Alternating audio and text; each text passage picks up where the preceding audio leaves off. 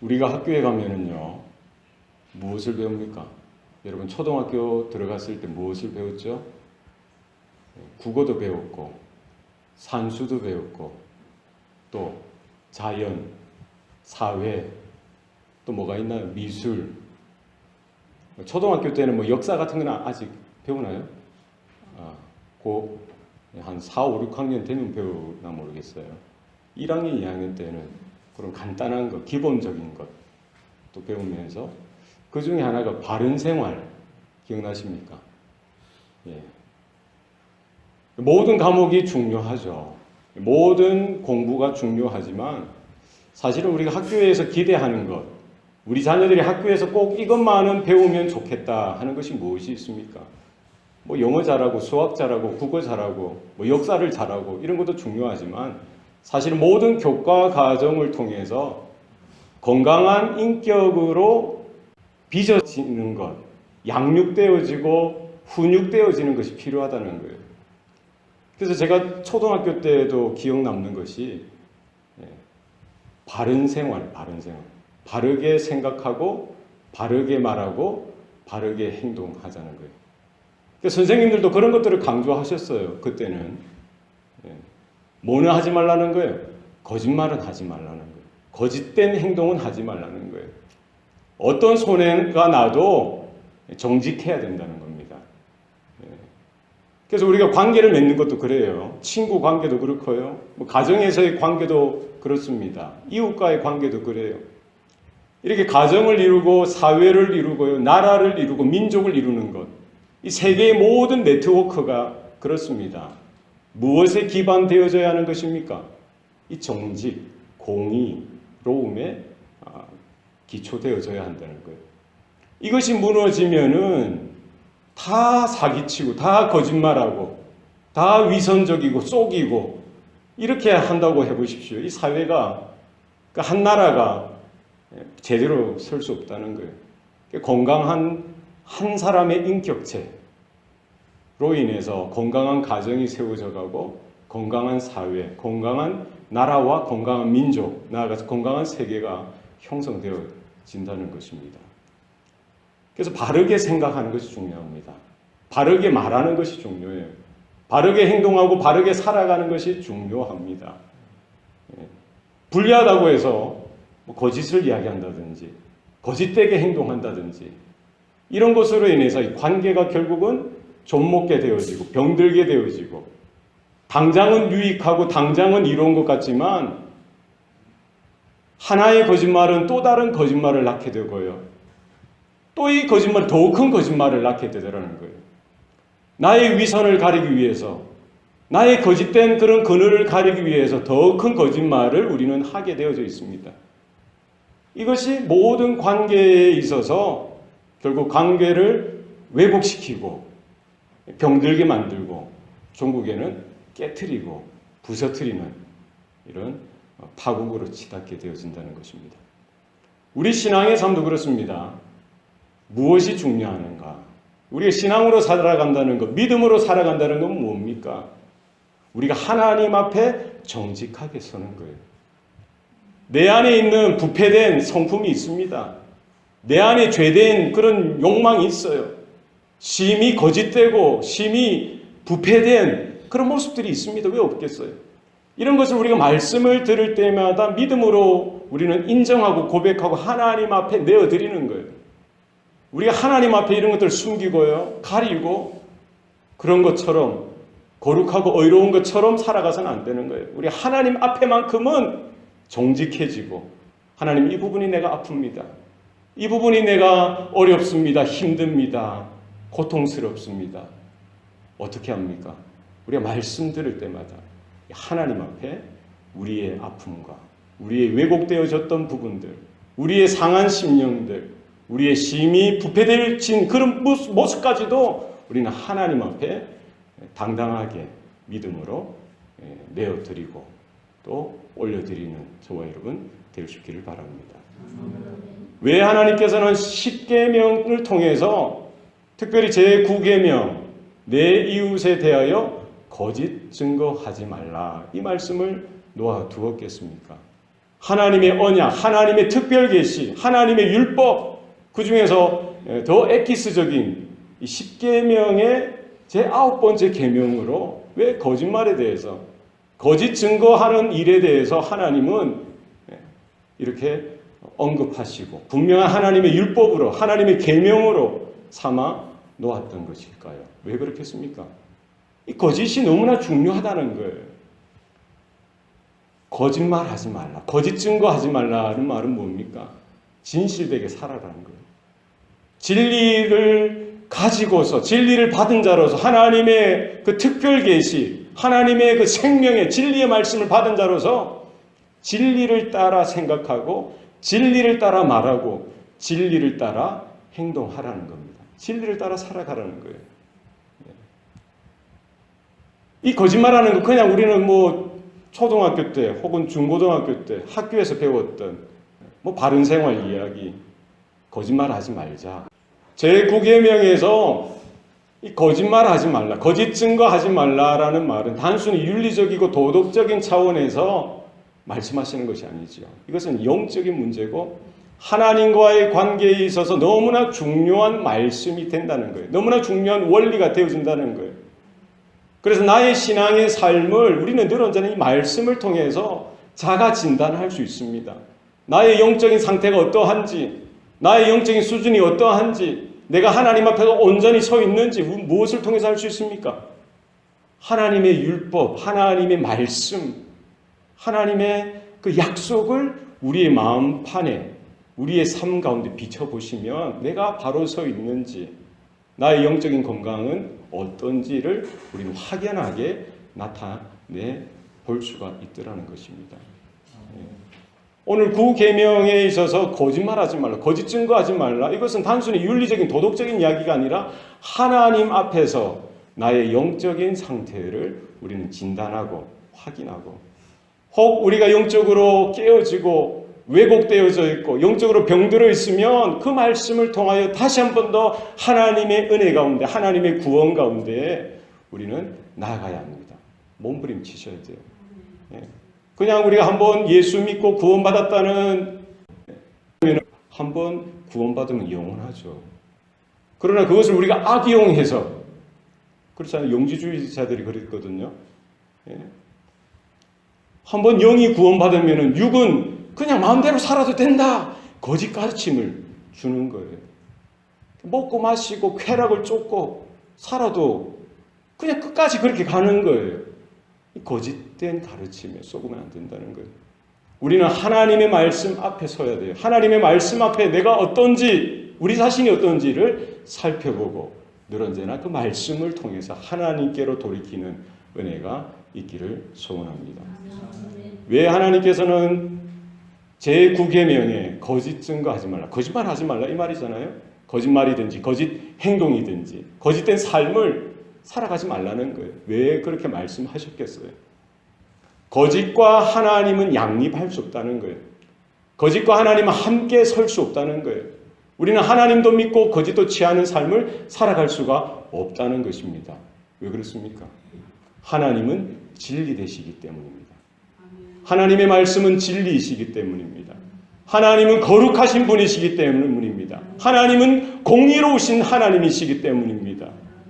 그렇기 때문에 어떤 거짓도, 그것이 작은 거짓이든지 큰 거짓이든지, 뭐 화이트, 하얀 거짓말이라고도 하지 않습니까? 화이트 라이. 그런 거짓도 마찬가지예요. 하나님의 거룩하신 그 영광의 빛 가운데에는 거짓된 생각이나 거짓된 말이나 거짓된 삶의 모습을 가지고는 결코 하나님 앞에 나아갈 수도 없고 설 수도 없다는 사실입니다. 거짓은 결코 하나님 안에 속해 있는 것이 아닙니다. 거짓은 하나님으로부터 온 것이 결코 아닙니다. 거짓은 어디에 속한 거예요? 세상에 속한 것이고 마귀에게 속한 것이기 때문입니다. 그래서 10계명은 누구에게 주신 말씀입니까? 뭐 세상 여러 사람들에게, 뭐 이방인들에게, 믿지 않는 자들을 포함하여 사람들에게 준 그 말씀이 아니라 하나님의 언약 백성, 하나님의 택한 자녀, 하나님의 구원받은 백성들에게 주신 말씀이라는 거예요.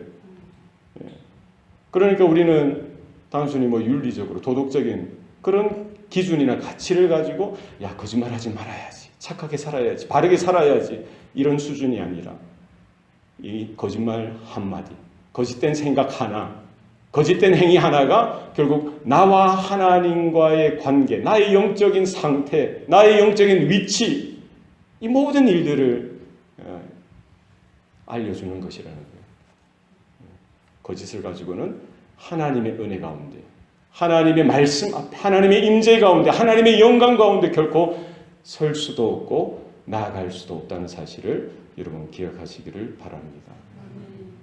요한복음 8장에 가면은요, 바리새인들이 현장에서 가늠하다 잡힌 한 여인을 데리고 예수님 앞에 던져놓고는 이렇게 묻습니다. 모세의 법에는 돌로 치라고 하였는데 예수 당신은 어떻게 말하겠느냐. 정말 그 바리새인들이, 그 종교 지도자들이 몰라서 예수님 앞에 나와서 그렇게 물었을까요? 뭐 하기 위해서 그렇게 나왔습니까? 예수님을 현혹시켜서, 예수님을 속여서, 예수님을 거짓 것으로 덫에 빠뜨려서 예수님을 곤란하게 만들고 결국 예수님을 공격하고 예수님을 죽이기 위해서 그런 일들을 이렇게 벌이고 있더라는 거예요. 돌을 치라, 돌을 치지 말아라, 모든 이야기가 다 걸리는 겁니다. 그 바리새인들이 그 율법을 모르고 하나님의 말씀을 몰랐기 때문에 그렇게 물어봤겠어요. 정말 자신들이 진리에 대해서, 하나님의 말씀에 대해서 깨닫고 싶어서, 알고 싶어서 그 문제를 가지고, 삶의 문제를 가지고 예수님 앞에 나와서 물어봤겠습니까? 아닙니다. 처음부터 마지막까지 그 바리새인들, 그 종교 지도자들의 모든 생각과 말이나 그런 동기, 그런 모든 행동, 모든 것들이 거짓에서부터 시작되어졌고요. 거짓으로 이루어졌고 결국 거짓으로 주님 앞에 나아가서 그 거짓을 가지고 주님의 진리를 공격하고 주님의 영광의 흠집을 내려고 하였던 것이죠. 그들이 그냥 우연하게 지나가다가 그 가늠하는 여인을 현장에서 발견하고 체포하고 또 그것이 궁금해서 어떻게 해야 되는지 정말 몰라서 그 문제를 가지고 예수님 앞에 달려와서 이렇게 그 여인을 던지고 그렇게 물어봤겠어요? 그렇지 않을 거예요. 이미 목표를 정한 거예요. 그죠? 목표를 정한 거예요. 판을 짠 겁니다. 모함을 하기 위해서 모략을 꾸미고 계략을 꾸미고 거짓과 위선과 모든 작전을 동원하는 거예요. 예수를 어떻게 해야 곤란하게 만들고 율법의 덫에 걸려서 꼼짝달싹 못하게 해서 그를 치고 한 방에 쳐서 한 방에 넘어뜨릴까. 이것이 그들의 동기요 작전이었던 거예요. 그러니까 뭐 우연하게 그 여인을 발견했겠습니까? 만약에 그랬다면 그 여인뿐만 아니라 그 여인과 함께 가늠했던 그 남자도 같이 끌고 와서 예수님 앞에 내어드리고 그렇게 물어봤어야 그게 정상인 것이죠. 그 여인을 어떻게 희생 제물로 삼으려고 하니까 모르잖아요. 그러니까 뭐 아마 바리새인 중에 한 사람이든지 뭐 사두개파 사람 중에 한 사람이든지 자기 측근들 중에 입이 무겁고 비밀을 지킬 수 있는 한 남자를 동원했겠죠. 그 동네에서 평판이 좋지 않은 한 여인을 물색했을 것입니다. 판을 깔고 그 모든 시간과 환경을 작전을 해서 그를 마치 덫에 동물을 잡듯이 끌어들이지 않았겠어요. 그리고는 어디로 가는 겁니까? 쾌제를 부르면서 예수 앞에 기대하면서 나갔을 거예요. 모세의 율법에는 돌로 쳐 죽이라고 했는데 당신은 무엇이라고 하겠습니까? 하나님의 말씀을 거들먹거리고요. 모세의 율법을 가지고 하나님의 진리까지 거들먹거리면서 그것을 왜곡하고 상황을 왜곡하고 판을 짜서 예수님까지 그 거짓의 덫에 빠뜨리려고 했던 것을 볼 수가 있는 것이죠. 예수님께서 뭐라고 말씀합니까? 죄 없는 자가 돌로 치라. 하나님의 말씀을 가지고 하나님의 사랑을 가지고 하나님의 진리를 가지고 그들에게 선포하시고요. 그들의 모든 시험과 거짓과 계략을 한순간에 물리쳐 주셨던 것을 볼 수가 있습니다. 여러분 나중에 요한복음 8장을 집에 가셔서 자세히 끝까지 한번 읽어보시기 바랍니다. 그 이후에 예수님께서 그 바리새인들, 그 종교 지도자들, 그 유대인들이 왜 예수님을 미워하고 예수님의 말씀을 받지 않고 예수님을 대적하고 예수님을 속이고 예수님을 공격하려고 했는지 그 동기에 대해서 요한복음 8장 전반에 걸쳐서 예수님이 말씀해주고 있는 것이지요. 왜 그렇다는 거예요? 바리새인들, 그 유대인들은 아브라함이 자신들의 조상이요 압이라고 생각했던 거예요. 하나님이 자신들의 아버지라고 생각했던 것입니다. 자신들은 특별한 존재라고 생각했던 거예요. 그러나 예수님은 그들의 위선에 대해서, 그들의 거짓에 대해서 지적하시면서 너희들이 진짜 아브라함의 자손이고 아브라함이 너희들의 아비였다면 너희들이 나를 사랑했을 것이다. 정말 하나님이 너희의 아버지이셨다면 너희는 나를 환영하고 내 말을 받아들였을 것이다 라고 말씀해 주시는 거예요. 그러나 그들의 현실은 뭐라는 거예요? 그들의 실상은 뭐라는 거예요?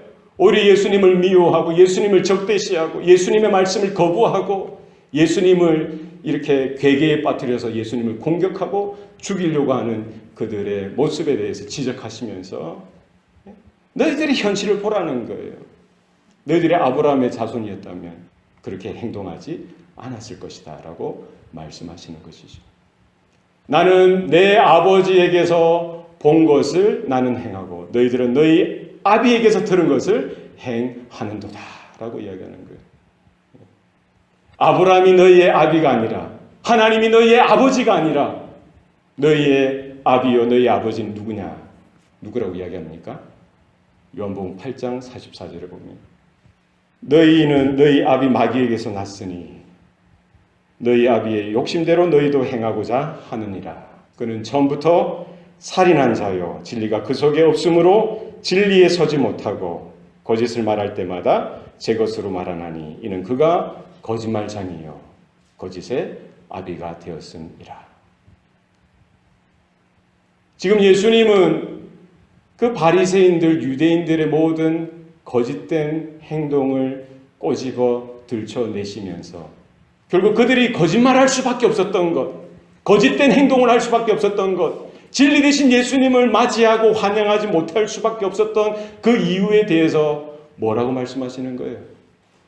바로 그 유대인들, 바리새인들, 종교 지도자들이 누구의 자식이기 때문에 그렇다는 거예요? 마귀의 자식이기 때문에.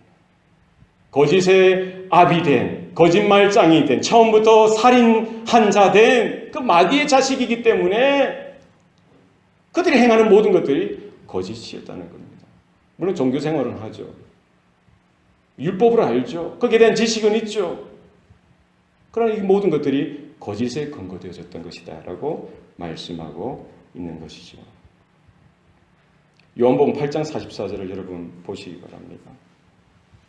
그는 처음부터 살인한 자요 진리가 그 속에 없었으므로 진리에 서지 못하고 거짓을 말할 때마다 제 것으로 말하나니. 왜 거짓을 말한다는 겁니까? 왜 거짓을 말하는 거예요? 그 속에 진리가 없었기 때문에 진리 위에 서지 못하고 결국 거짓말할 때 무엇을 말하는 거예요? 자기 안에 있는 그것, 자기 것, 그게 뭡니까? 거짓을 가지고 말할 수밖에 없다는 거예요. 누가 그렇다는 겁니까?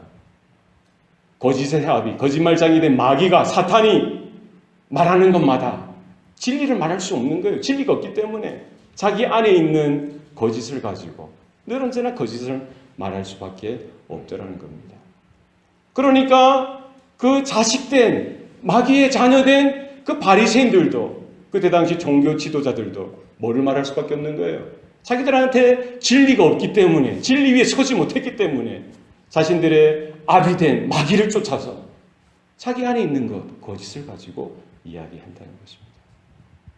이것이 하나님과 합할 수도 없고 하나님과 양립되어질 수도 없다는 것을 분명히 말씀하고 있는 것이죠. 여러분 기억하시기 바랍니다. 그는 처음부터 살인한 자라고 했어요. 그는 누구죠? 마귀, 사탄. 처음부터 살인한 자였습니다. 무엇을 가지고 살인합니까? 거짓을 가지고 살인하는 거예요. 여러분 성경을 보십시오. 창세기에 누가 나옵니까? 뱀이 나오죠. 사단 마귀가 나옵니다. 그가 누구를 죽였어요? 첫사람 아담을 죽인 거예요. 여러분 죽이는 것이 뭘로 죽이는 게 죽이는 목숨, 육신의 목숨을 빼앗는 것도 죽이는 것이고요. 영혼을 빼앗는 것도 죽이는 것이죠. 하나님과의 관계, 하나님과의 영적인 관계를 깨트리는 것도 죽이는 거예요. 그 살인하는 거죠. 예. 마귀는요, 처음부터 살인한 자라고 했어요. 무엇을 가지고 아담을 찾아가서 죽입니까? 거짓을 가지고.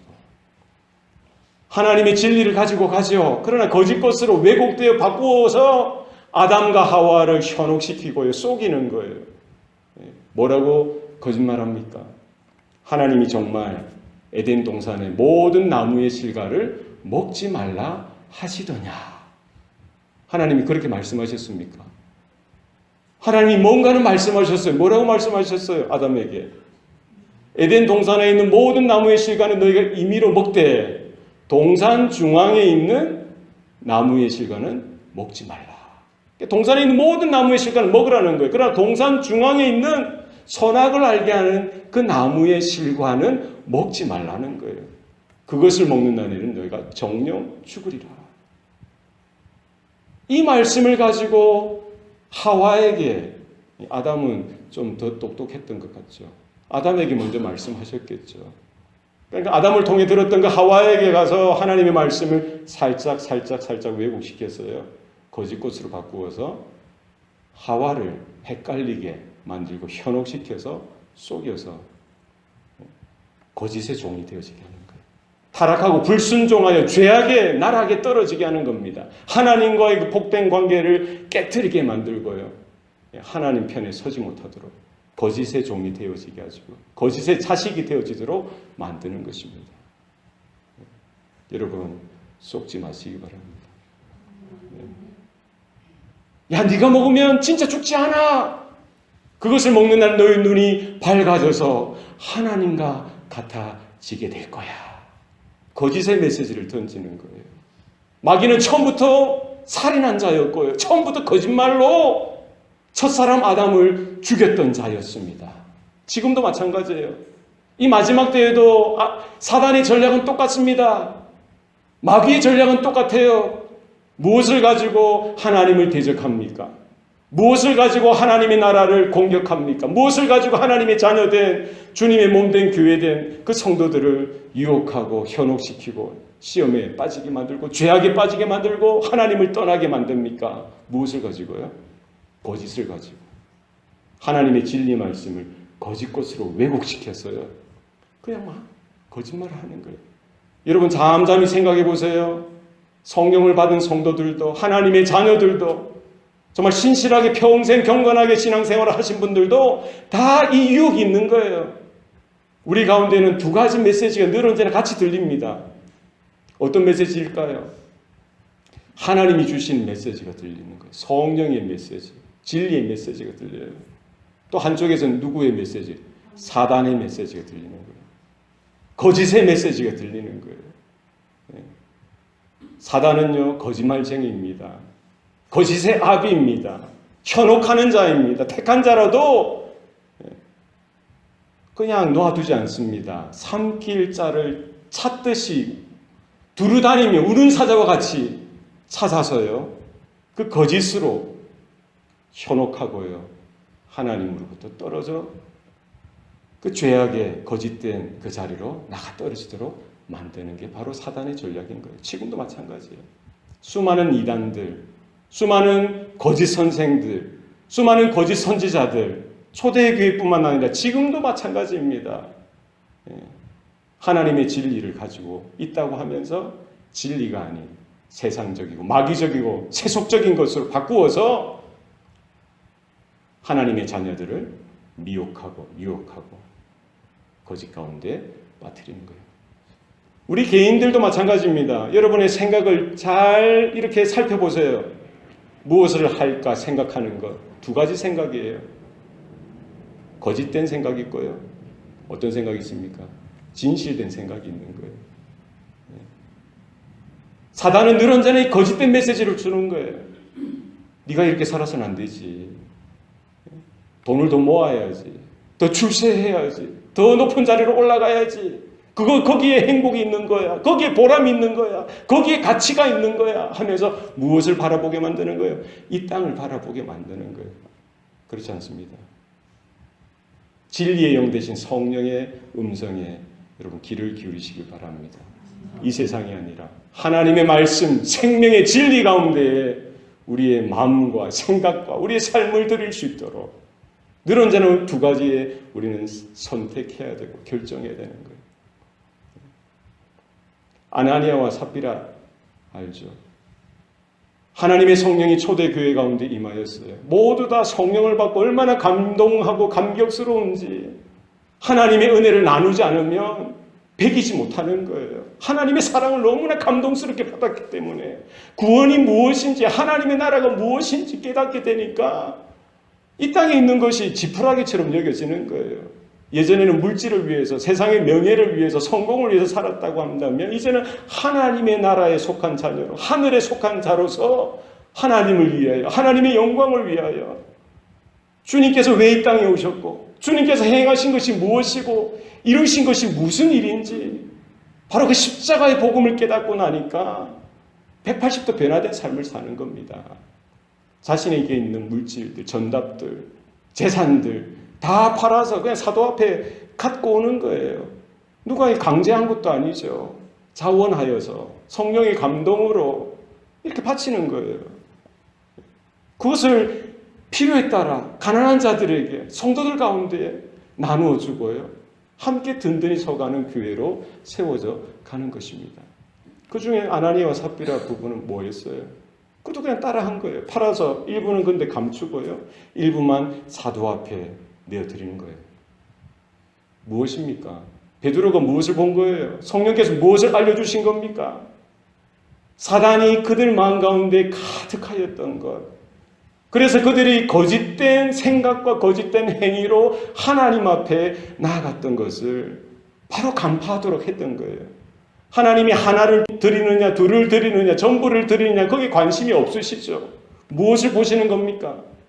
우리가 하나님 앞에 예배드리고 하나님 앞에 기도하고 헌금하고 헌신하는 모든 삶이 하나님 앞에 진정한 삶으로 진실된 삶으로 하라는 거예요. 왜 거짓이 나와야 됩니까? 거짓되게 하지 말라는 거예요. 내가 하나 드릴 처지이면 하나로 만족하고 하나님 하나 여기 있습니다. 이렇게 드리면 되는 거예요. 다 팔아놓고 일부는 감추고 일부를 사도에게 바치면서 전부를 드리느냐. 그 거짓된 그 중심을 바라보고요. 성령께서 그 부부를 정죄하시고 심판하셨던 것입니다. 다른 거 아니에요. 하나님은 과부의 두 렙돈 그것이면 된다는 겁니다. 그렇지 않겠어요? 하나님 앞에 우리가 얼마나 많이 드리느냐 적게 드리느냐 그것이 중요한 것이 아니라 우리 안에 거룩하고 진실되고 정직한 마음을 하나님 앞에 내어드릴 수 있길 바랍니다. 아프면 아픈 대로 하나님 앞에 드리면 되는 거예요. 부족하면 부족한 대로 하나님 앞에 드리면 되는 거예요. 연약하면 연약한 대로 하나님 앞에 서서 하나님 저 이 정도밖에 안 돼요. 하나님 저 부족합니다. 하나님 저 아파요. 하나님 저 어렵습니다. 그러나 저의 모든 마음을 드리길 원해요.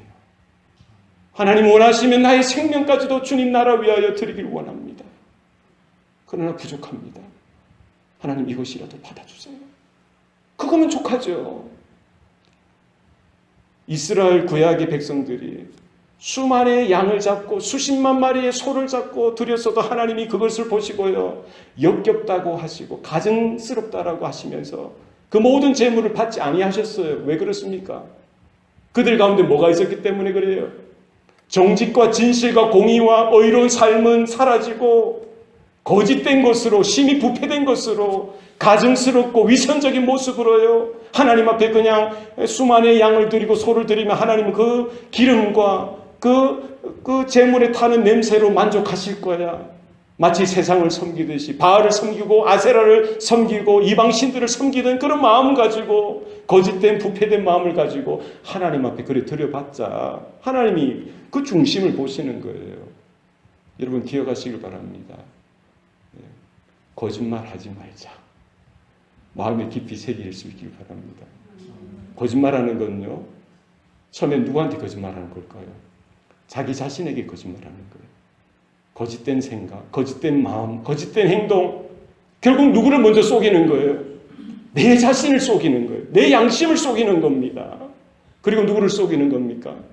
내 옆에 아내, 남편, 내 자녀들, 내 부모들, 내 성도들, 내 이웃들, 내 주변에 있는 사람들을 속이는 거예요. 아나니아 삽비다는 누구를 속였어요? 자기를 먼저 속였죠. 자기도 속아간 거예요. 그리고 사람들을, 성도들을 속일 뿐만 아니라 누구까지 속였어요? 베드로와 사도들을 속이고요. 결국 누구까지 속입니까? 하나님까지 속이는 거예요. 내 안에서부터 시작되어진 거짓말.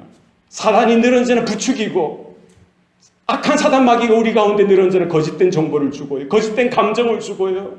거짓된 허황된 여러 가지 세상적인 것들을, 악한 것들을 자극하고 건드릴 때 우리가 거기에 넘어가서는 안 된다는 거예요. 결국 나도 쏟고, 우리 가족도 쏟고, 성도들도 속임당하고, 하나님까지 속이는 그런 패역한 일로 나아가게 된다는 것입니다. 심히 부패된 것, 우리 탐욕뿐만 아니라 이 거짓된 것은 모양이라도 여러분 버리시길 바랍니다. 왜 거짓말합니까?